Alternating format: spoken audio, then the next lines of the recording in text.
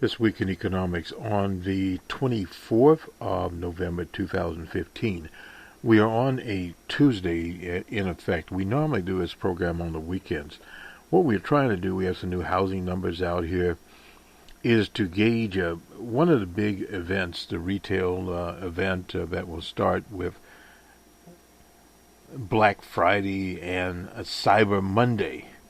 And we'll try to adjust our programs accordingly here. Now, we also understand there's a boycott on by the activities.El's coalition on Black Friday and Cyber Monday. We'll look at it and see what statistics we can get in. We have a letter from Raf Nader, from the Savers Organization that he posted on his website, and Janice Yellen, the chair of the Fed, responded. We'll talk about that. We'll talk about the natural interest rate and a few other things concerning that. And we'll look at some figures from the Bureau of Statistics. And I think that's where we'll start. And then we'll get into some of the other theoretical issues here as we move along. So Numbers Man has a full mission here today to get a number of things straight. Now, this is a consumer price index, very, very important, and this was released on, this is for October, it was released on the 17th of November. The consumer price index for all urban consumers, now they've changed this a little bit here. The CPI-U increased 0.2% in October, and on a seasonally adjusted basis, the Bureau of Labor Statistics reported over the last 12 months, the all items index increased 0.2% before season adjustment. The index for food, energy, and all other items less food and energy increased modest in October. The food index, which increased 0.4% in September, rose 0.1% in October. With 4 of the 6 major grocery food groups, index is rising. The energy index, which declined in August and September, advanced 0.3 in October, and major industry energy component index were mixed. The index for all items less food and energy rose 0.2% in October, the same increase as in September. Advances in the index for shelter and medical care were the largest contributors to the increase, with the index for personal care, airline fares, recreation, alcohol, beverages, and tobacco also rising. In contrast, the index for apparel, clothing, new vehicles, household furnishings, operations, and used cars and trucks also declined in October. The all items index rose 0.2% over the last 12 months. The 12-month change has been between a negative 0.2% and a positive 0.2% since January. The food index has increased 1.6%, 0.6% over the past year, and the index for all items less food and energy has risen 1.9%. These advances have been mostly offset by a 17.1% decline in the energy index. And if we start looking at some of these indexes here, for all index, 0.1 there, that was in April, and we end up in 0.2 in October. So we're just looking at some of these indexes here. They've separated them out, which is a pretty good situation. Now, if unadjusted 12 months ending in October, we look at these all items, 0.2%, food 1.6, and food away from home 0.7%. And wait just a second here. Look at this. Okay. Energy, wait a minute here. Let me go back looking over here. Food away from home, and Food at home 0.7%, away from home 2.9%. That would be for restaurants, carryouts, etc. across the board. Energy a negative 17.1. Energy commodities a negative 27.8. Gasoline of all types a negative 27.8. And fuel oil in the Northeast, use quite a bit of that. It is changing now. More and more places that went to natural gas in the Northeast and in the Midwest. 32.9 there. And fuel energy services, negative 2.9. Electricity a negative 2. Electricity a negative 0.5 temps, and utilities is piped gas a negative 11% there. And let me go down a little bit here. And all items less food and energy. This is over the year's basis for 12 months ending in October 2015. A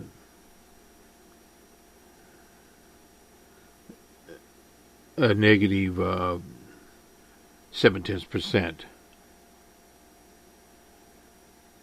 And new vehicles 1.10% there. Used cars and trucks a negative 1.4%. Apparel a negative 1.9 attempts there. Medical care commodities 2.8%. Services less energy services 2.8%. Shelter, we look at this very carefully here, 3.2%. Transportation services 1.8%, and medical care services 3% there. So it has risen some. The food index increased 0.1% in October.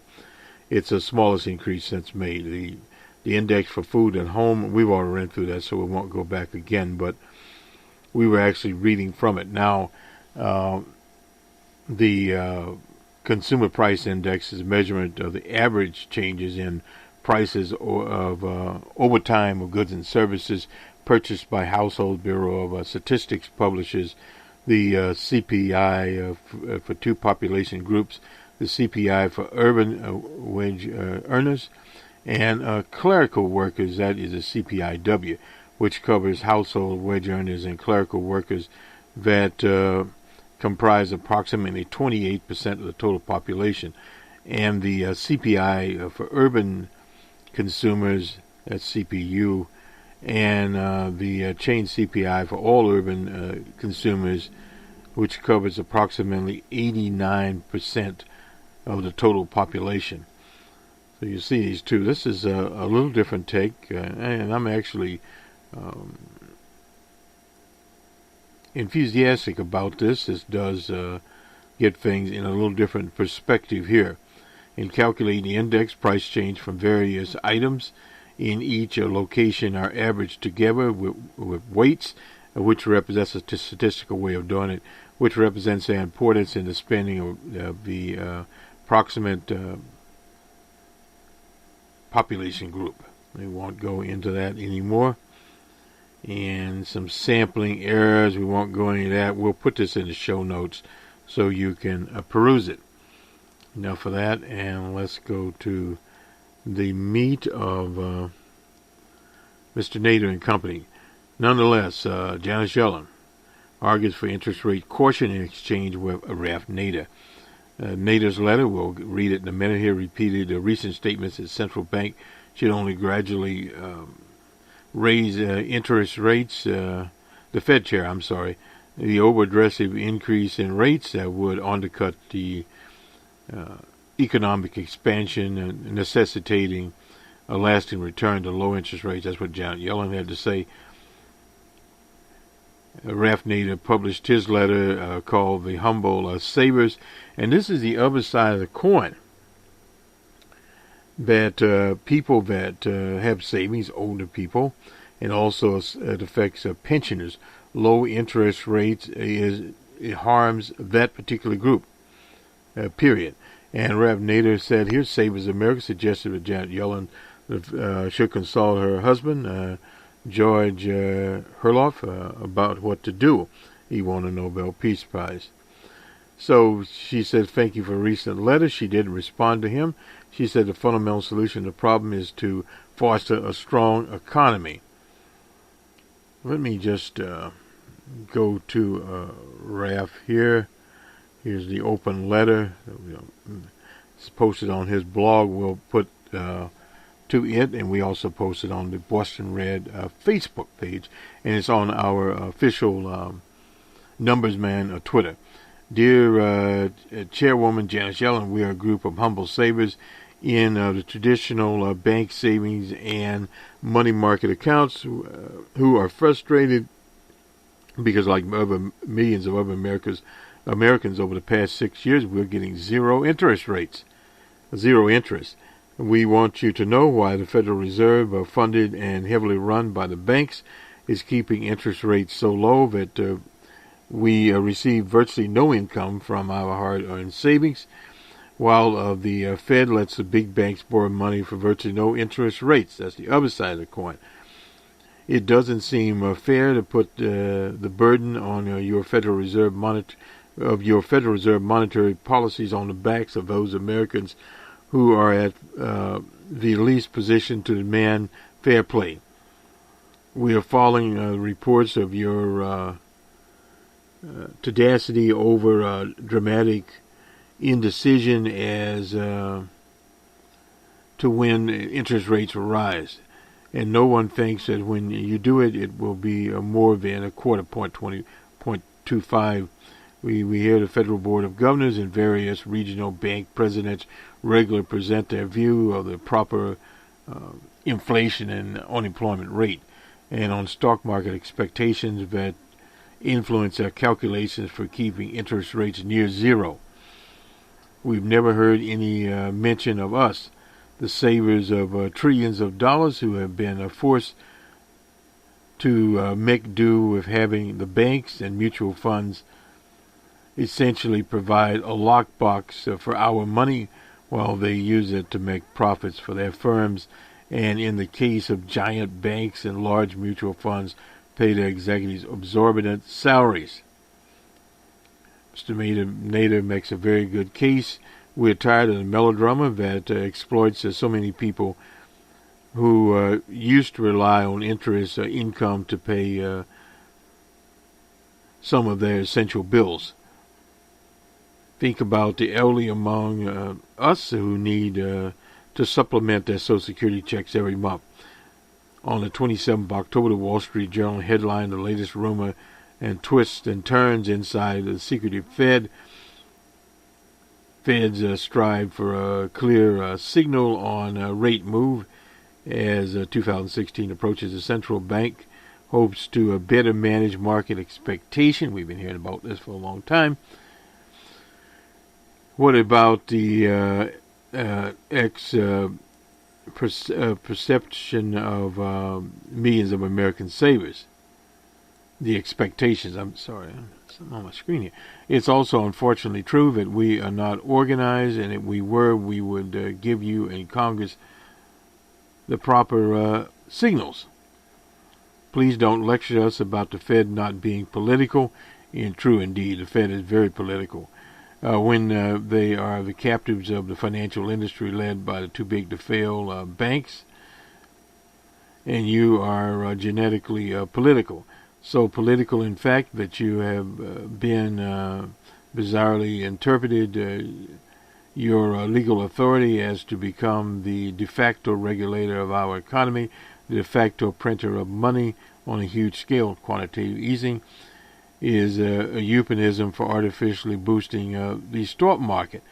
The leaders in the Washington bailout machine, crony capitalism, when big banks, especially the shaky Wall Street firms, indulge in manipulative, speculative binges with our money. When it comes to the Fed, Congress is mired in hypocrisy.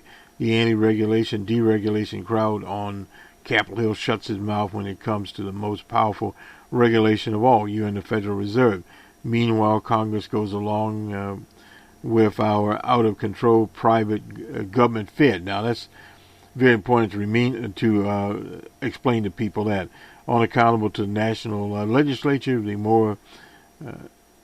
moreover your massive monetary injections scarcely lead to any jobs on the ground other than stock and bond processes. So what do you advise us to do? Shop around? Forget it. The difference between banks, credit unions, and mutual funds may be 1/20th of 1/10th of 1%. So that is useless when it comes to tying up our money in long-term CDs or treasuries. You may say that we should try a stock market to get higher returns. Some of us have been impelled to do so, but too many have lost their peace of mind and much money in the market. A crapshoot. The Fed's near-zero interest rate isn't helping young people with student loans, now over $1.3 trillion. Those interest rates range from 6 to 9%. It doesn't help millions of payday loan borrowers are victims of installment loan rackets. Most of the poor whose interest rates roll over and can reach 400%.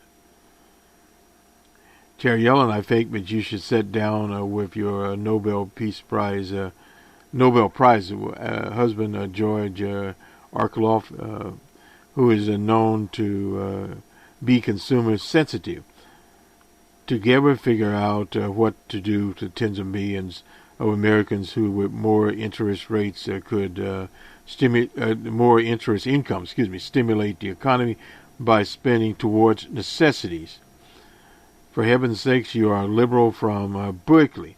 That is supposed to mean something other than to be indentured by the culture and jargon of the Federal Reserve. If you need further nudging on monetary and regulatory policies of the Fed other than interest rate decisions, why not invite Robert Reich? He's a professor there at Berkeley, one of your long-held friends. Start imagining what we, the savers, have to endure because of the plutocrats, crony capitalism, for which the Fed has long been a leading tribute. Can we expect your response? Now, Janet Yellen responded to it. Let me just get over here. This is from CNBC, where responding to the open letter, Chair Yellen defended the Fed's accommodating policy, contending it helped boost the job market and asset prices in the wake of the global financial crisis, the Depression. We hope and expect the economy will continue to expand, that the job market will continue to make progress, and that inflation will move towards our 2% stability objective. She wrote, if this is the case, my colleagues and I have indicated it will be appropriate to begin normalizing interest rates. She stressed that rate hikes will come gradually, adding that, and this is effectively what Mr. Nader had to say, adding that an over-aggressive increase would help savers only temporarily. Nader previously implied that the Fed excluded savers from its policy and instead focused on pleasing the financial sector. No doubt about that. Traders have had an eye on the rates. Commentary from Dr. Yellen and other members of the Fed committee. Officials have implied that they will strongly consider moving from near zero at the next meeting. That's the December meeting. And before we move to housing, let me just back up a little bit here to Goodhart's Law. Goodhart's Law, named after Charlie Goodhart, says that once an observed empirical relationships between to rely upon, it will no longer work. This law of variance come in a lot of fields, but especially finance and economics. Consider the problem of forecasting rates of inflation. Price stability is a major objective of monetary policy. Policy action takes effect over time. Therefore, the estimates of where inflation will be 2 years from now, 2 years out, is a key to successful policy. However, accurately forecasting has proven difficult in precedent. In particular, James Stark, if you remember him, Mark Watson, and I have examined, this is from Jeff Speakers, the effectiveness of inflation forecasting based on various indicators like commodity prices, wage growth, money supply, and have found that no one of these consistently does better than a simple rule such as assuming the next period of inflation will be the same as today. This doesn't mean that economic forecasters are dropping the ball. No, it simply is an application of Goodhart's law. To see this, supposedly the reliable leading indicators for inflation were discovered based on, let's say that the price of anchovies, our economic Fed becomes aware of this rule, that increasing the price of anchovies today translates into a change in overall inflation rate next quarter. Then the Fed would tighten a policy when the price of anchovies went up, preventing the overall inflation and killing the usefulness of the rule. A real-world example in the 1970s, we referred to that quite a few times, relying on excellent historical correlation of money growth and inflation, decision to tighten the rate of money growth in order to control inflation. But just about the time the Fed adopted a money growth policy, the stability of the historic relationship between inflation and money growth dissolved. One way to overcome Goodhart's law is by focusing directly on your objective instead of a proxy.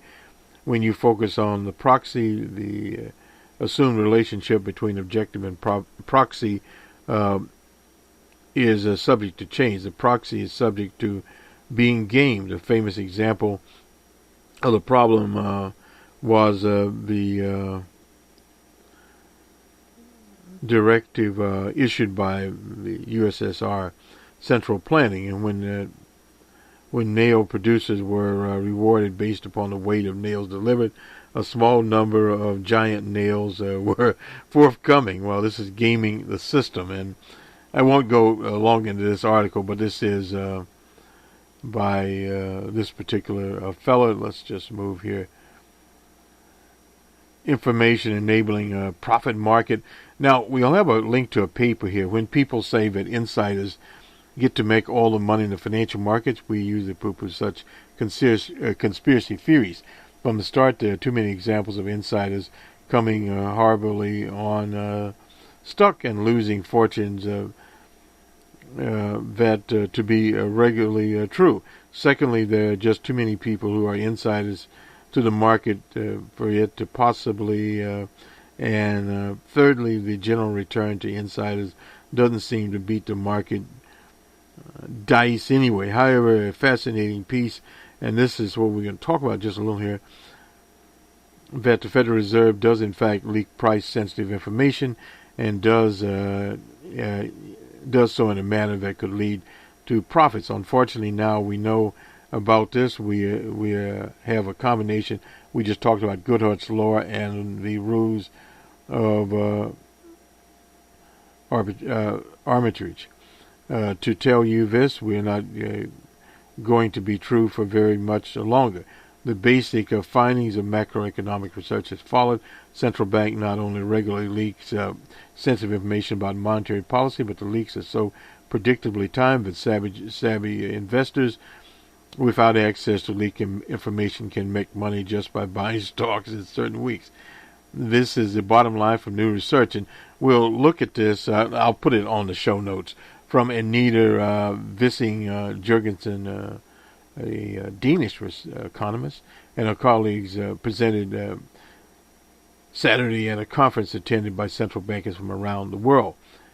Vissing-Jurgensen and her colleagues found that the stock market delivers better returns via treasury bills the second, fourth, and sixth week after each of the Fed's 8 policy-setting meetings during a given year. During odd weeks, the returns are poor, and investors simply exit the market during the odd weeks, and the return, this is something to remember, and return during the even ones, and makes much more money than an investor who stays in the market there. It's sort of like a timing model here, kind of interesting. Well, no, assuming the finding is accurate, that's not actually how you would exploit it at all. You'd switch from being long in Treasury futures and short in money market futures in the odd weeks to the opposing position, or even are replicating that exposure in the options market, but that's a trivial point. Nonetheless, this is the overview of the paper. We documented since 1994 the equity premium in the U.S. and the rest of the world is earned entirely in week 0, 2, 4, and 6. This is the FOMC's timing cycle, i.e. the time since the Fed's Open Market Committee. This likely reflects a premium for news about monetary policy or macroeconomic coming from the Fed. One, the FOMC's calendar is quite irregular and changes across sub-periods over which the finding is robust. Even weeks in the cycle do not line up with the important macro release. Free the volatility in the Fed's fund market peaks during even weeks in the FOMC cycle. 4, information, and we'll link to this, process decision-making within the Fed tend to happen biweekly in the FOMC cycle. The biweekly cycle is driven mainly by even observers that the following the board members of the Fed Board of Governors, Moreover, in 1994, intermeeting targets changed were commonly and disproportionately took place during even weeks in the cycle. And systematic information of the Federal Reserve Officer with the media and financial sector is more plausible.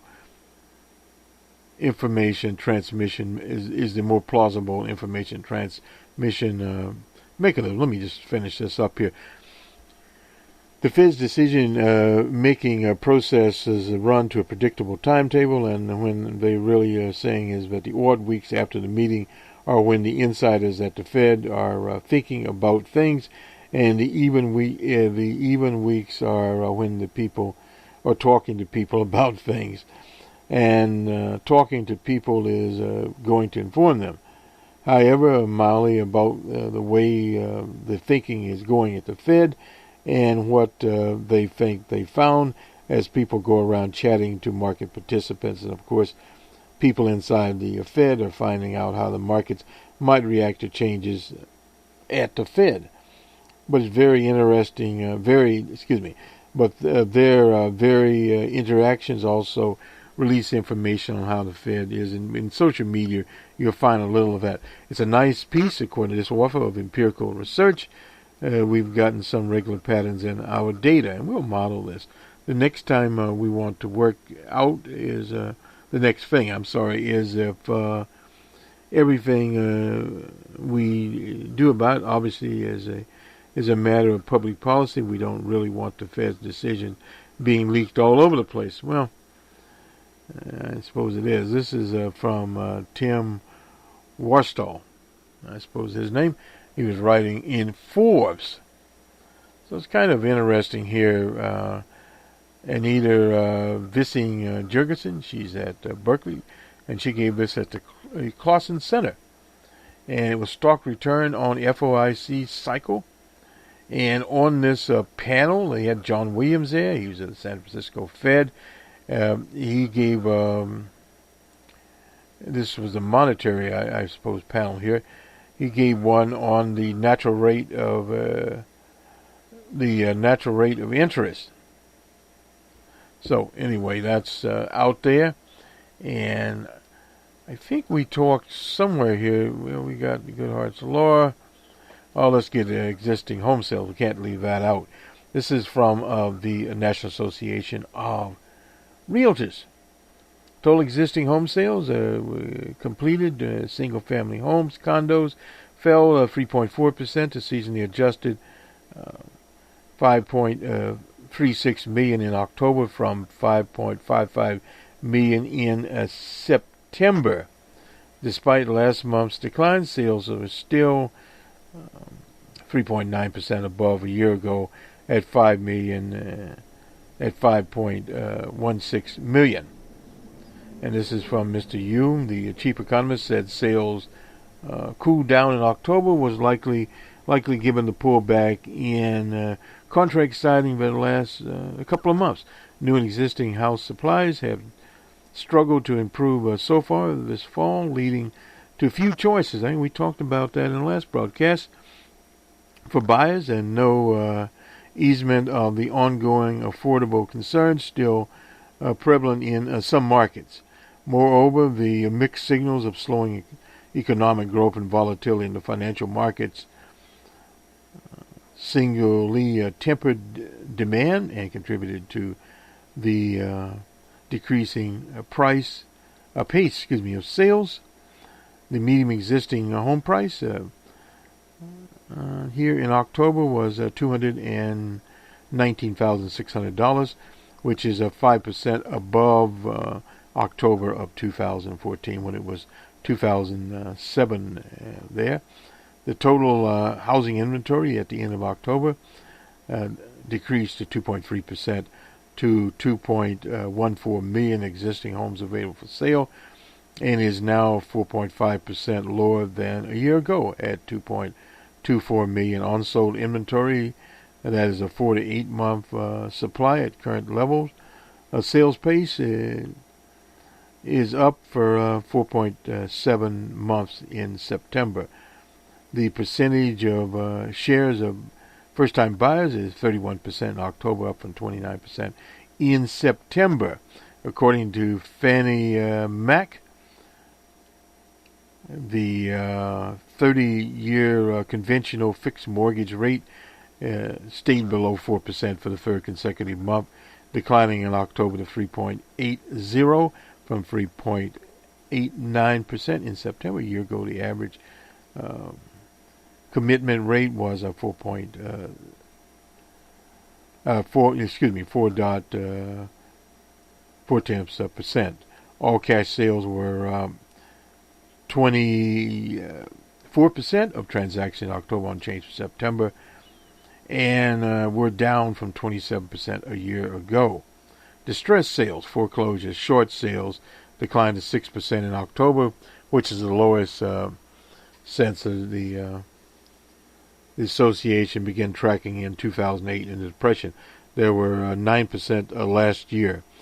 All cash inventory sales are somewhat elevated historically, despite the diminishing number of distressed properties.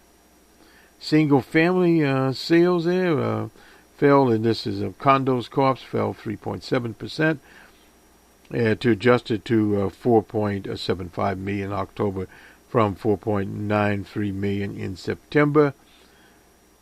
Existing condos and co-op sales declined 1.6 to a seasonally adjusted annual rate of 610,000 units in October and 620 there. Let me quickly give the regional breakdown here. This is for the Northeast. The annual rate of existing home sales were at 760,000, unchanged there. The median price in the Northeast was $248,900, which is a 1.3% above last year's. In the Midwest, a decline there of 0.8% to an annual rate of 1.30 million in September, but are 8.3% above last year. The median price there in the Midwest is $172,300. That's up 5.7%. In the South, had a decrease there of 3.2% to an annual rate of 2.14 million in October, but still 0.5 above last year's. The median price in the South was $188,800. That's up 6.2%. Existing sales in the West fell 8.7% to an annual rate of 1.1 6 million in October, but still 2.7 above last year. The median price in the West, $319,000. That's 8% above. So that will do it there. We'll go now to the BBC and do our ever faithful numbers as quick as we can get them.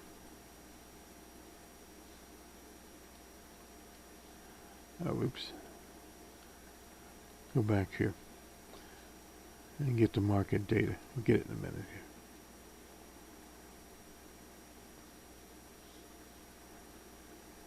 here. Okay.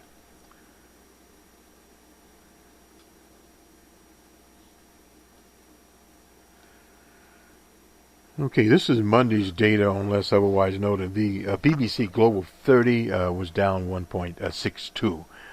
The FTSE on a Monday, let's see here, was down 16.34. That's in the negative. In Amsterdam, they were also down 2.15. The DAC was down 27.52. In Paris, they were down 21.85. In Brussels, down 9.98. In Madrid, down 12.90. In Zurich, they were down 91.42. In Moscow on Monday, 41.35.